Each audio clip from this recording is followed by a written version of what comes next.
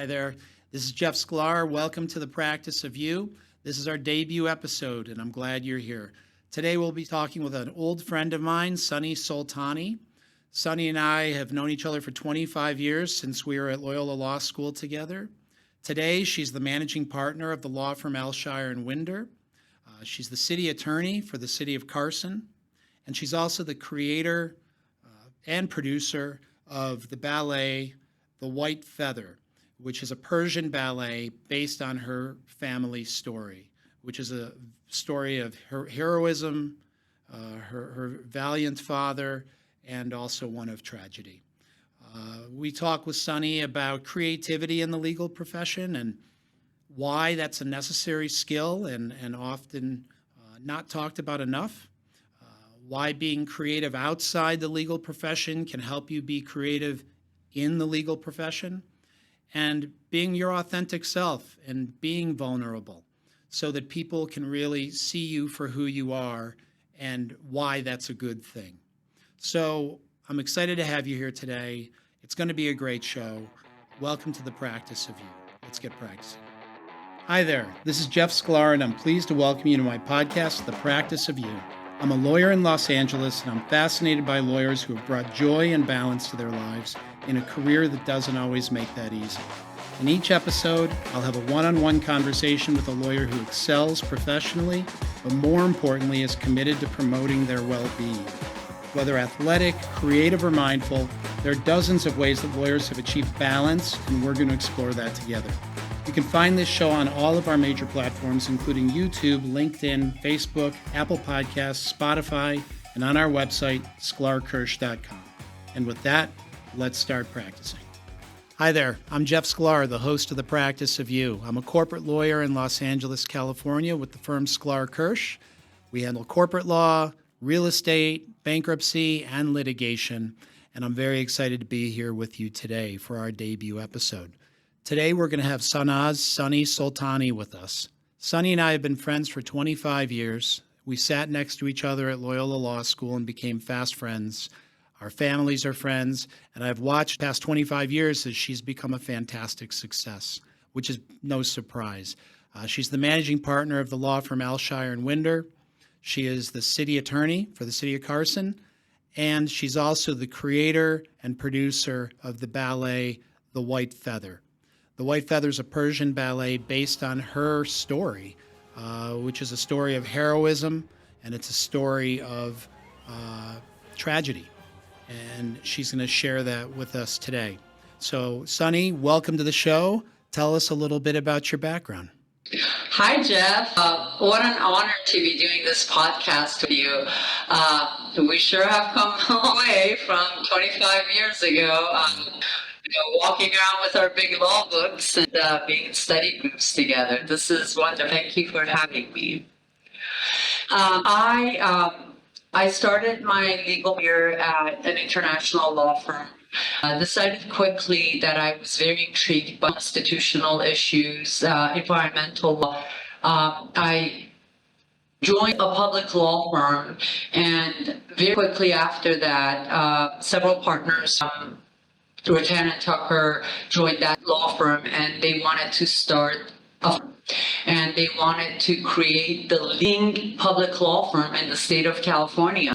I was asked to join them. I was second or third year associate at the time. It was 2003, so I was a third year associate.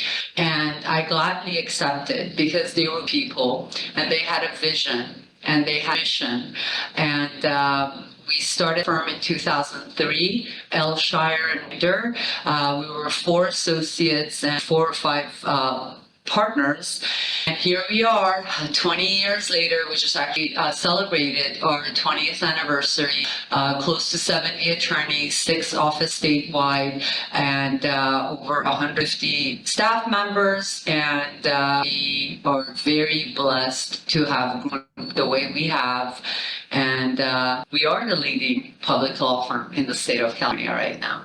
And I think you mentioned it, and you're the managing partner, correct? I am. For the last 4 years, I had a member of the executive committee. This year, my partners honored me by electing me to be the managing partner. I'm very passionate about our firm. Fantastic. You're the managing partner of your firm. You are the city attorney for the city of Carson. You have a very vibrant, active practice, and somehow amongst all of that, you found the time to write a ballet. Writing was the fun part. The producing is the hard work.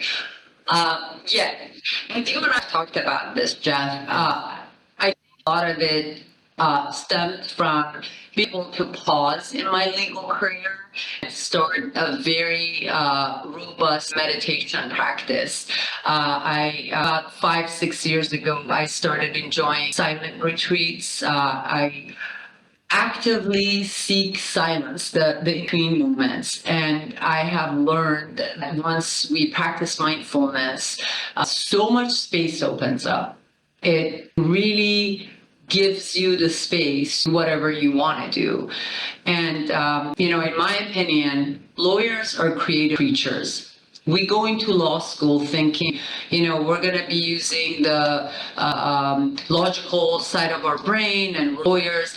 But if you think about it, to be a good litigator, to be a good transactional attorney, the two most important qualities are to be curious and to be creative.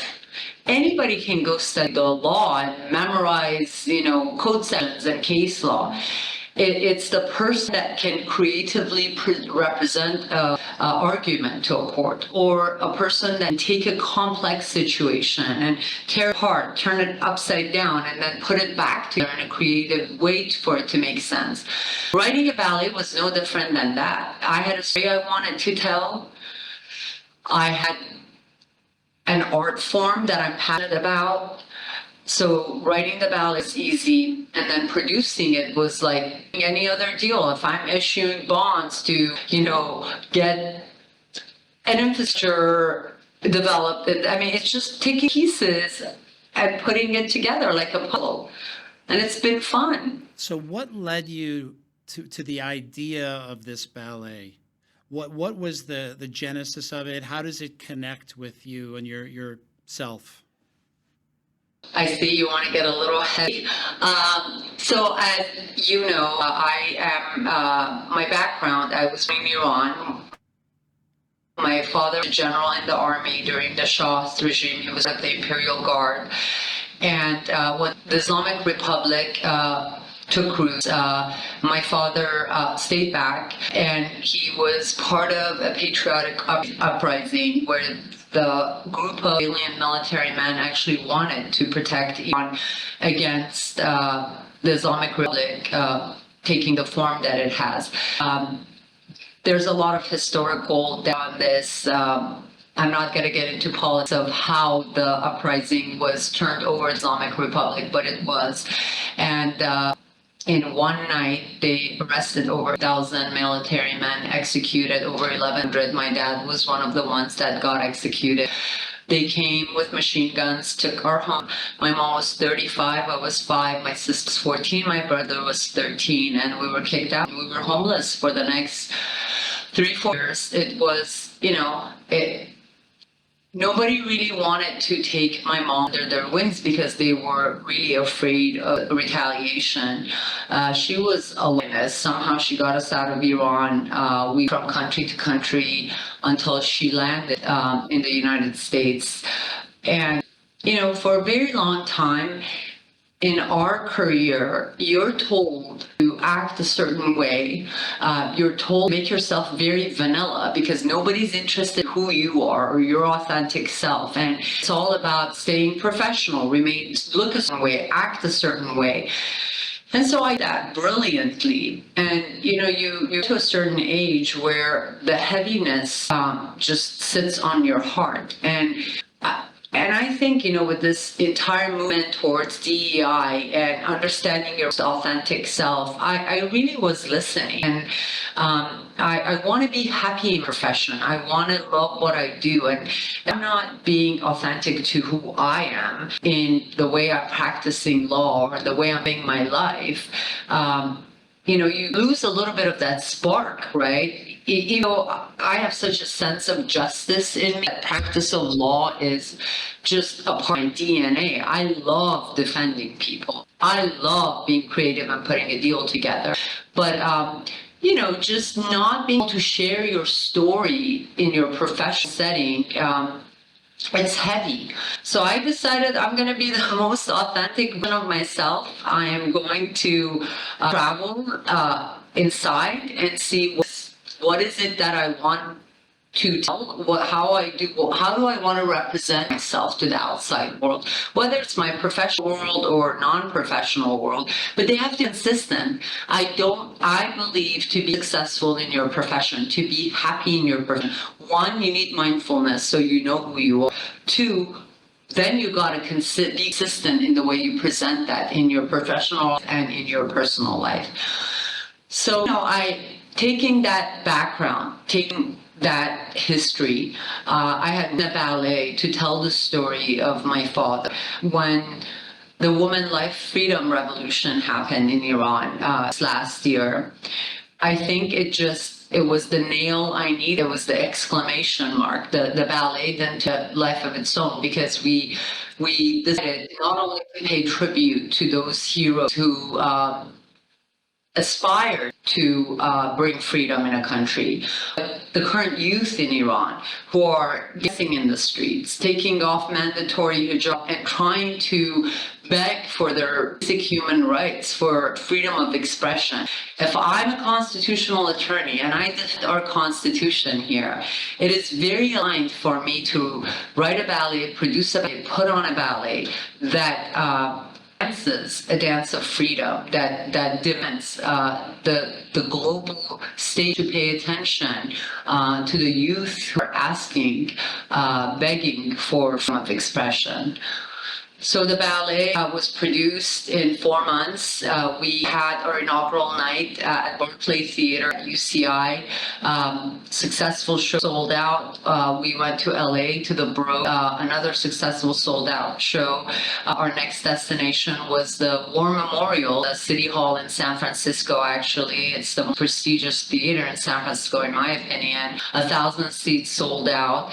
And we have we asked to go to the East Coast. So we will be at the Kennedy Center, March 26th. I'm very excited about this, because that is the venue that this ballet needs to be performed at.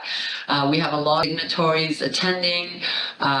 There's conversation about White House having the representatives at the ballet. And then we will be in New York, March 30th at the Gerald W. Lynch Theater. The ballet has had critical acclaim. You've had, as you mentioned, great success. Now on the West Coast, now you're going to have great success on the East Coast, no doubt. And this is next week. These shows are coming up, so there's still time for people to get tickets and go to them. What do you think it is about the ballet that allows people to connect with it so deeply, both within the Persian community but beyond the Persian community? Because I think everyone has faced an oppressor. We actually, at the end of one of our shows, a beautiful ballerina from the dance world that had seen the show walked up to me, and she was shaking and she was crying.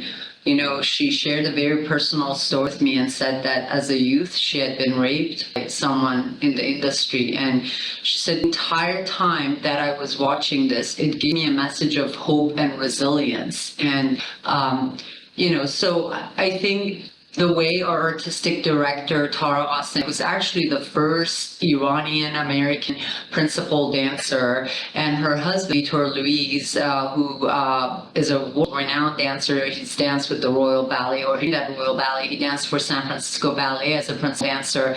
The way they have breathed life into this story with the choreography, it really... It takes you inside the story, and it's a global message. Like I said, you don't hear Iran, you hear the dictator, and you hear the general, and you hear the child. We've kept it very broad, and so I think the message is universal.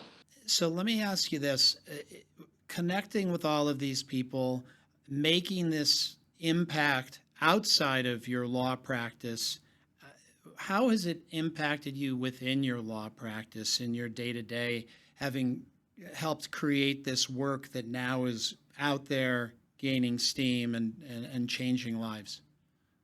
I have a deep appreciation for the backgrounds and the unique backgrounds and characteristics of each of attorneys and staff.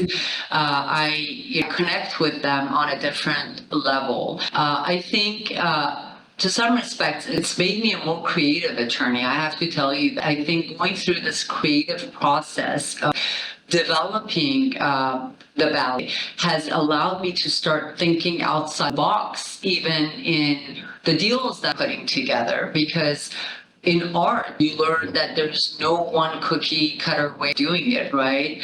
But I think the big impact this had on me is really connecting with the unique backgrounds of our staff and our attorneys, and then allowing them to be more authentic in the workplace. And I'm telling you, I see the benefit of that. I see a happier workspace. I see people that are more inclined to work harder because they're building bricks. They're building on bricks that is consistent with who they are.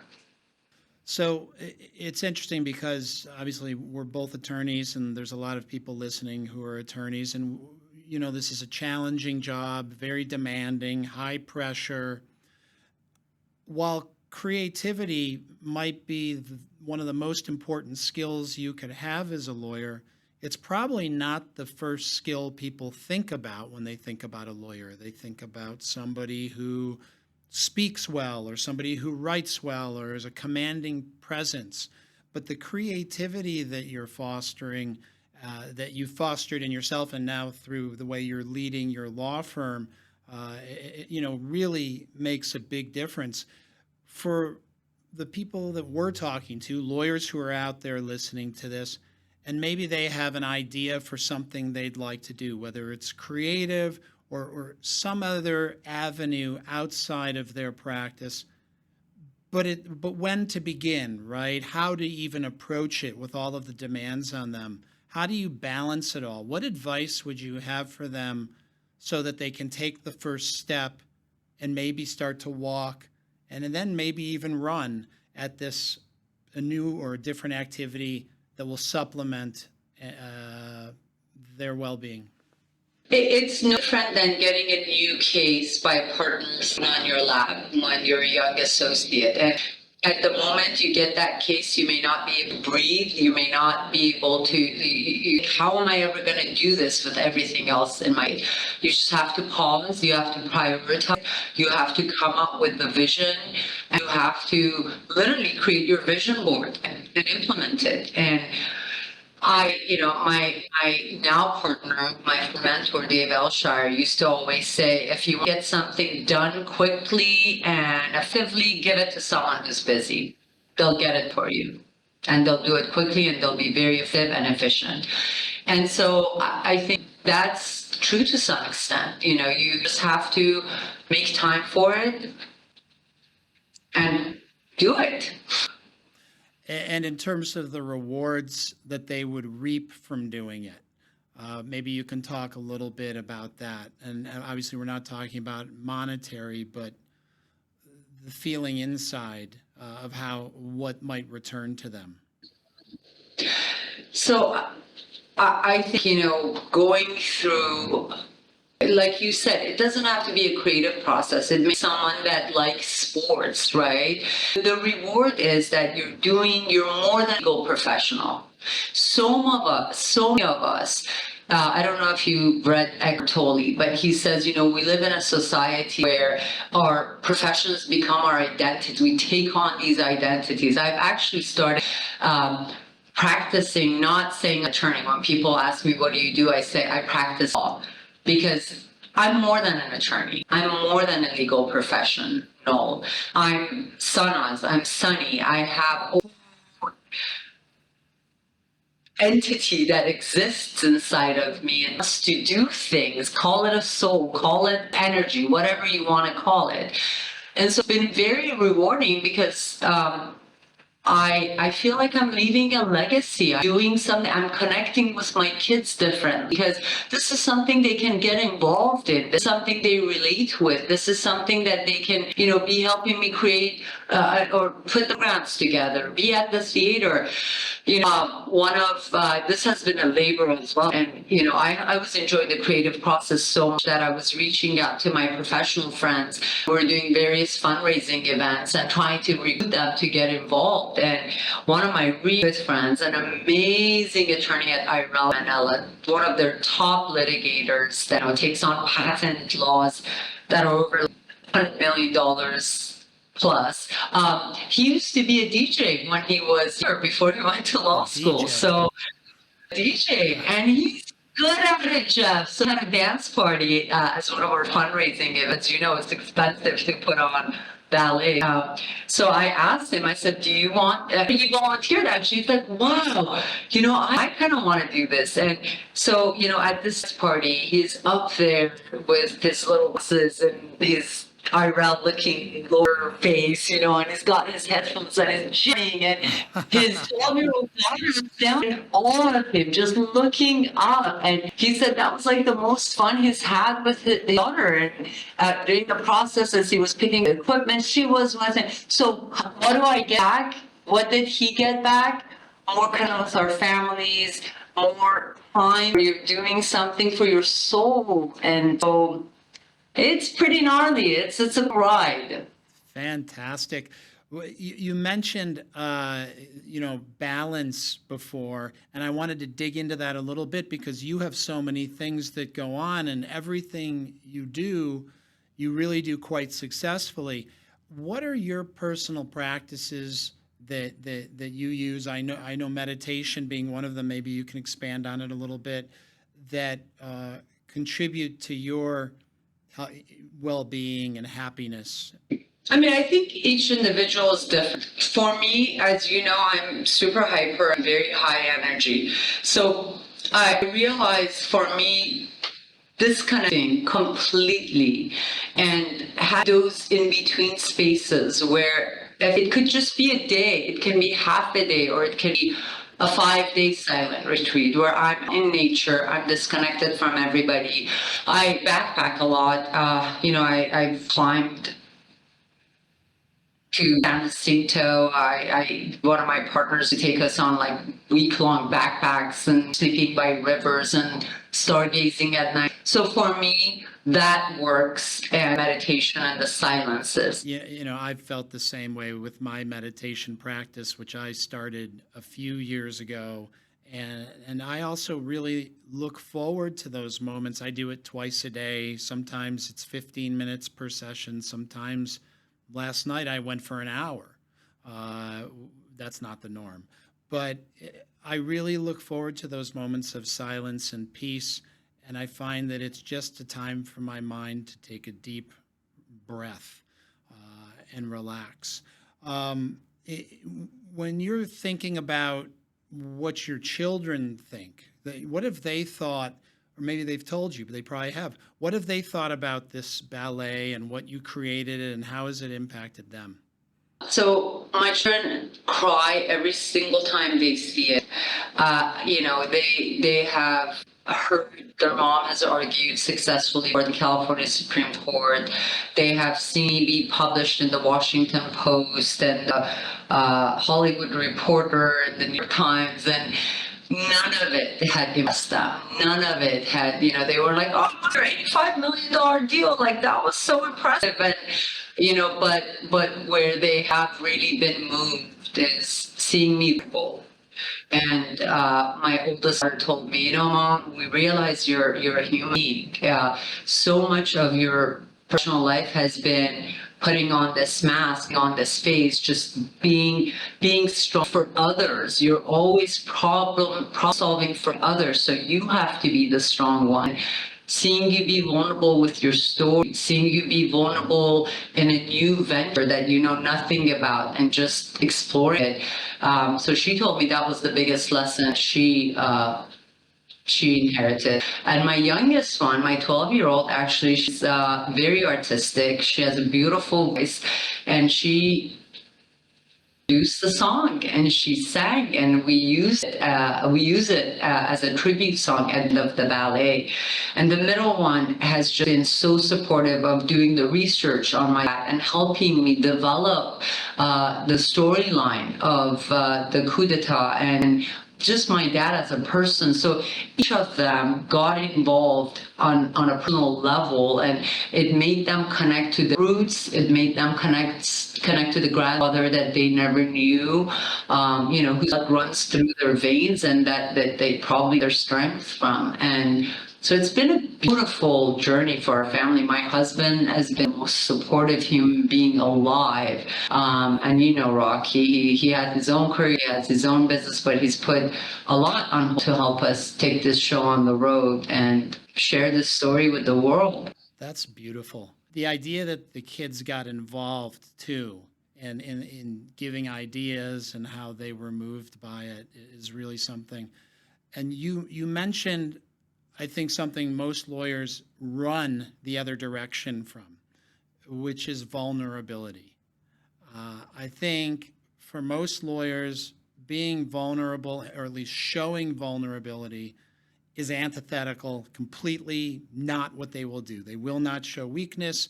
If I show weakness, I'm not going to have clients. I'm not going to be effective as an advocate. What do you think about that? Because it's a really real thing that's out there, I think, in the majority of our profession. I think showing vulnerability takes a lot of strength. So, silk is the softest fabric out there, and it's also the strongest fabric. I realized about 10 years ago in my career that I have to be vulnerable with my client. And if if they have a problem that I don't have a solution to, my ability means the world to me. I don't make something up just to sound strong and sound like I will be vulnerable with them. This is an interesting issue. I haven't dealt with it. I need you to give me some time to delve into it and get back to you. If they want an area of expertise that's beyond what I'm good at, I will tell them I need help. I'm going to retain another law firm to come and supplement what I'm doing here.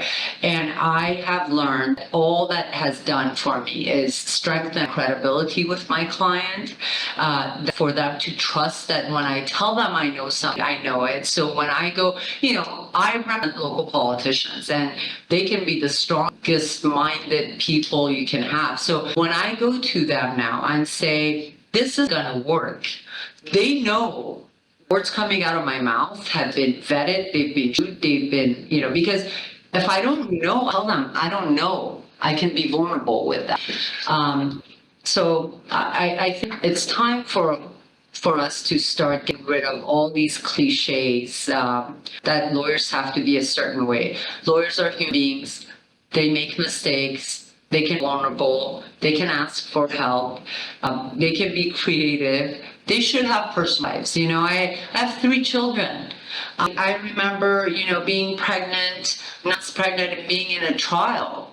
And I put on my 6-inch heels and carried my briefcase and pretended like I'm not pregnant. And did this major trial, crashed after it for a month. If I could go back and talk to my young self, being pregnant like that, I would have said it's okay to hand over a case to someone else and let them handle that. You're 9 months pregnant. You're a week away from birth. Your body needs you to just go and rest. So I think it's time we become vulnerable and start shifting some of those old rhetorics. The world's changing. Yeah, I think the world's changing, and I think that when you're not vulnerable, or at least acknowledge to yourself where you should be able to take a break, if you don't give yourself that break, sooner or later it'll catch up with you. So you're a very authentic person, and you and I talk about authenticity a lot.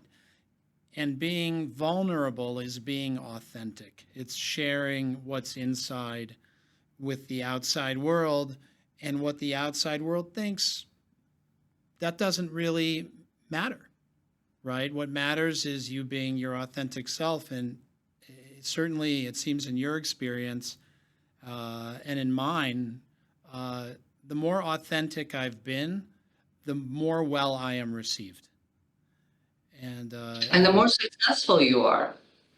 But it's the hardest thing to do because nobody wants to quote unquote look weak.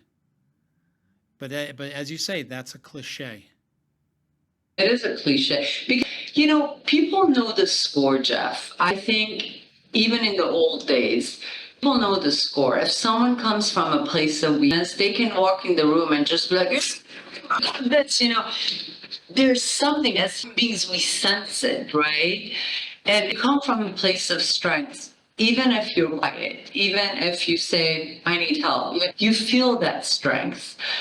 So putting on masks does not make us someone else.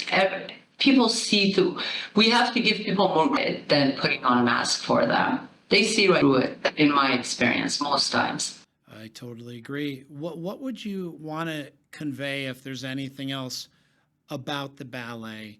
Whether it's the time it took to do it, or what people can expect to see when they see it, or even just about inspiring other lawyers who might want to go forward and try to do something. What's a parting thought you would leave them with? I hope every lawyer sees this ballet, because I think it's the intersection of fighting for justice, politics, and the arts.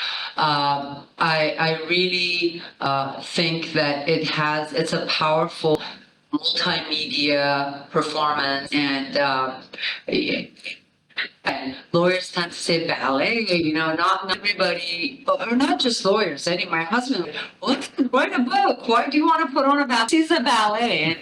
And the way it's been done, we always joke, it's like Broadway on point. It has a story, and it's a powerful story. So I hope everybody gets to see it. I don't know how far this podcast will reach. If anybody's in DC, March 26th at the Kennedy Center. If you're in New York, March 30th at Gerald Lynch Theater. It's in Midtown, New York.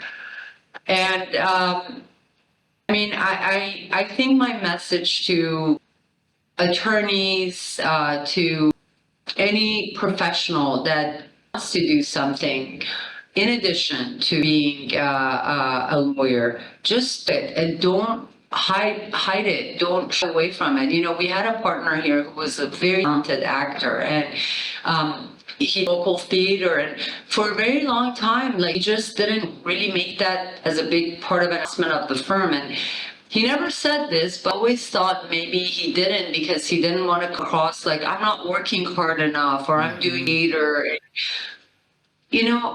I'm very open about my ballet. I sent for an email saying, come to the ballet, you're free kids, everybody. I want every assistant in this firm to know we expect them to be more than legal professionals. We expect them to have life. We want them to be creative. We want them to enjoy other parts of their personality in this world. Life's too short.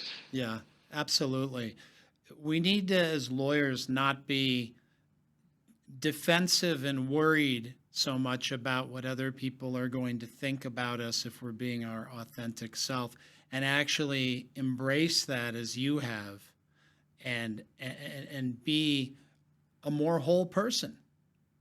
And oftentimes when you allow, the universe to just kind of align things for you, and it actually translates into other types of success, right? I don't know how to describe it. The ballet has brought professional success to me. I had elected officials that came in LA that I was surprised about. They had heard about it. They were there.